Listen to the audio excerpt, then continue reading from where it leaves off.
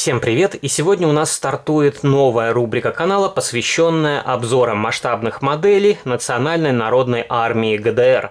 И сюда будет входить преимущественно отечественная техника, хотя в моей коллекции также встречаются и иномарки. Это некоторые военные грузовики марки Татра, их мы тоже рассмотрим чуть позже. И где-то 2 недели назад я вам показывал один многоосник Татра от производителя XO Models, и та модель по большому счету неофициально открыла эту рубрику, потому что все же на том грузовике не было отличительных знаков, которые присутствуют на последующих моделях. И мое коллекционирование этой серии началось совершенно случайно. Где-то 2,5 или 3 года назад в одном европейском онлайн-интернет-магазине я наткнулся на подобные модели и поначалу не придал особого значения, потому что это была обычная перепаковка продукции Start Scale Models. Но потом я стал замечать, что большинство грузовиков, которые продаются в Европе, окрашены в один единый темно-зеленый цвет. И у каждого грузовичка на дверцах были небольшие круглые логотипы. И поначалу эти модели не покупал, потому что до этого уже были аналоги в коробочках Автоистория, в коробочках Start Scale Models, но затем стали в продаже появляться и более интересные варианты. Это и различные автокраны, тем более у них были довольно симпатичные цвета. Так и приобрел в свою коллекцию поначалу одну модель, затем 2, затем 3, и в итоге у меня накопилось порядка 20 разнообразных масштабных копий, и уже потом дошло, что это все же небольшая серия, которую можно продемонстрировать вам. И сегодня мы рассмотрим самый базовый грузовой бортовой автомобиль, всем известный ЗИЛ-130, и эта модель не является новинкой. Похожие грузовики в коробках Start Scale Models уже продаются на протяжении длительного времени. И насколько я помню, самый первый грузовик у ССМ появился в середине 2012 года. И тогда данный бренд представил 2 варианта исполнения. Одна машина с ранней облицовкой радиатора, другая с поздней. И, по-моему, 2 грузовичка были окрашены в классический темно-синий цвет с белой мордочкой.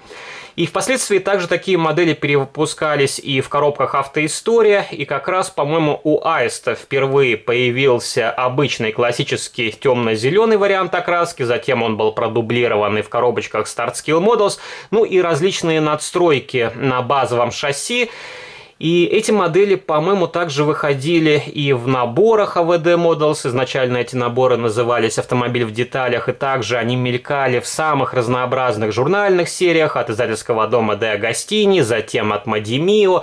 И даже, по-моему, эти модели встречались и в европейских журнальных сериях, хотя сейчас стартовала новая журнальная серия в Польше, если мне не изменяет память, посвященная именно грузовикам.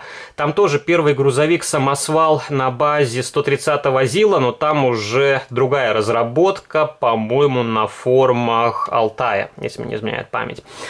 И здесь, если вы посмотрите, то у модели довольно большой дисплей-кейс. И обычно в такие крупные коробки пакуются или автобусы, или более крупный грузовой транспорт.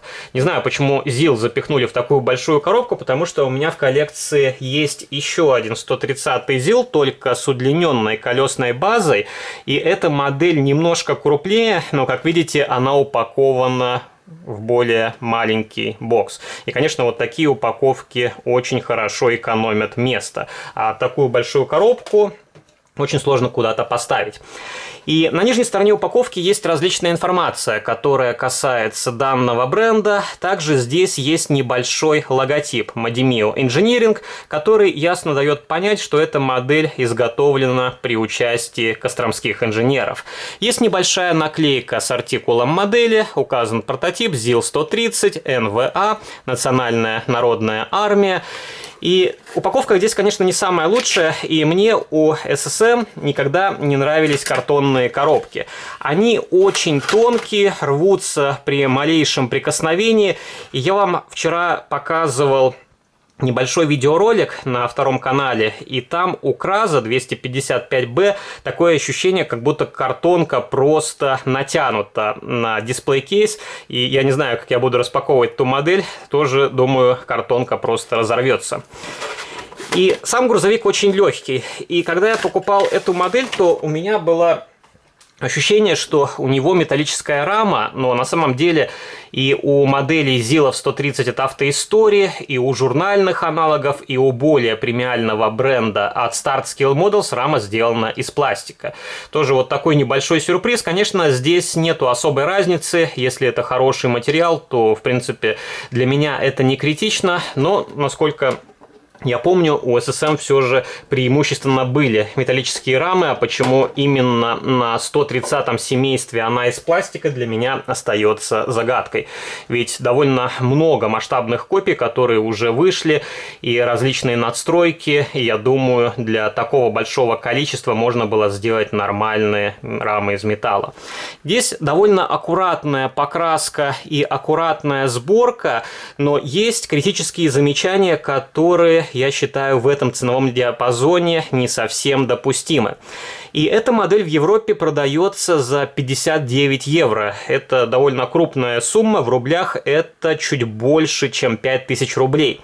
И аналогичный обычный темно-зеленый ZIL в коробочках Startscale Models в России можно приобрести сейчас за 2500, в 2 раза дешевле. А если вы хотите более бюджетный вариант от автоистории, то он обойдется вам где-то в 1200. Еще дешевле, чем аналог от Startscale Models.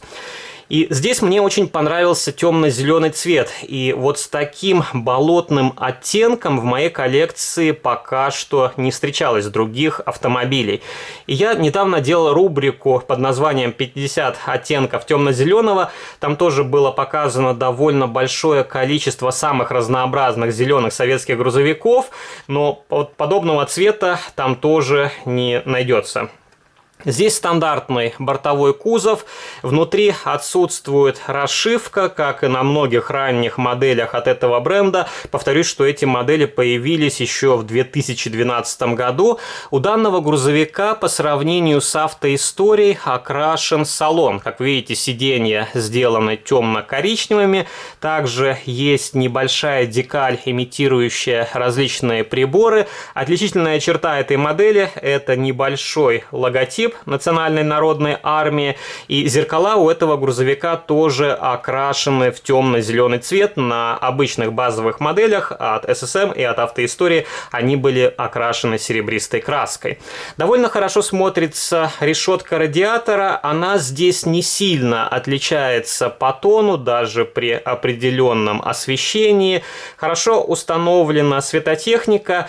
На моем втором ZIL от Startscale Models одна из фар была залита клеем. И также у этого грузовичка окрашена черной глянцевой краской рама и передний бампер.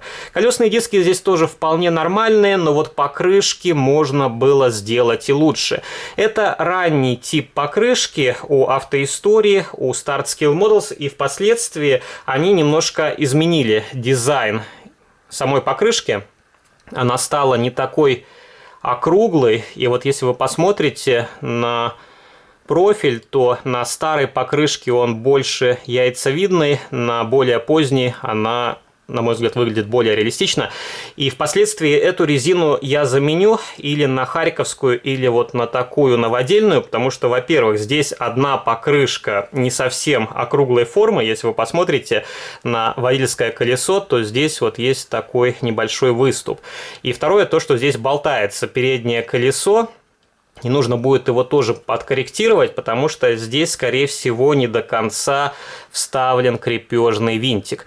И у SSM не очень продумана передняя балка, и, на мой взгляд, ее можно было сделать как-то иначе. Во всяком случае, на 130-х зилах от Deep Models колеса не болтаются вот так, как на продукции Startscale Models.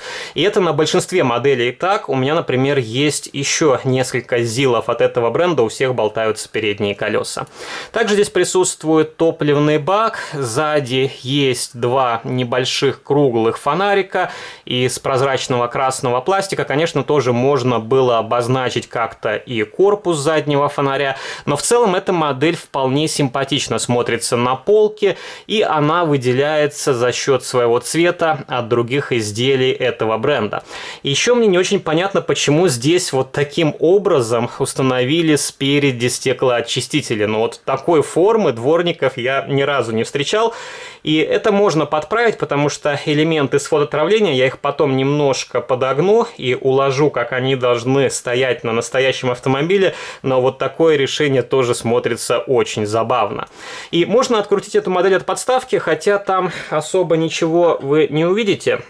Все точно так же, как и на продукции «Автоистория», Start-Scale Models. Здесь даже подставка позаимствована у костромского бренда. Я, кстати, не обращал на это внимание. Я когда перевернул, уже увидел. Но подставки, они по форме точно такие же. Это тоже, в принципе, кто разбирается, может сразу понять. И я потом найду, где продаются подобные логотипы на дверце, и наклею такие же наклеечки на Татру от XO Models, и я думаю, наклею также их на УАЗик из журнальной серии, я тоже вам покажу его чуть позже, и он будет дополнять эту новую серию. Ну, здесь написан тоже прототип, Premium Classics, сделано в Китае, у модели окрашена выпускная система, коробка передач и нижняя часть двигателя. Колесики крутятся восьмеркой. Конечно, тоже нужно немножко их подправить. И присутствует запасное колесо. И покажу вам УАЗик, который тоже я конверсирую. У меня несколько вот таких автомобилей военной автоинспекции. Я думаю, не буду демонтировать маячок, а оставлю его, просто уберу вот эти наклейки и наклею вот такие круглые логотипы. И будет тоже довольно симпатичная, скажем так, машина, которая дополнит эту серию.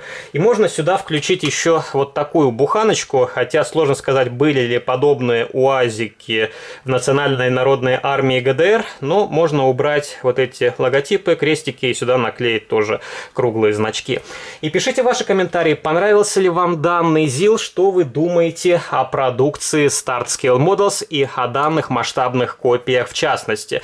Более чем уверен, что у каждого из вас есть такой ЗИЛ в каком-то варианте исполнения, будь то модель от Автоистории, будь то журнальный аналог, или, возможно, вы собирали самостоятельно модель из набора AVD Models. Если вам понравился этот видеоролик, то не забывайте поддержать его лайком, также вступайте в мои группы в социальных сетях ВКонтакте и Фейсбуке и жмите на колокольчик, чтобы не пропустить уведомления о выходе новых видео на моем канале. И если у вас будет интерес, можете перейти на мой второй канал, там тоже уже выложено на сегодняшний день 2 новых видеоролика. На сегодня это все. До новых встреч. Пока.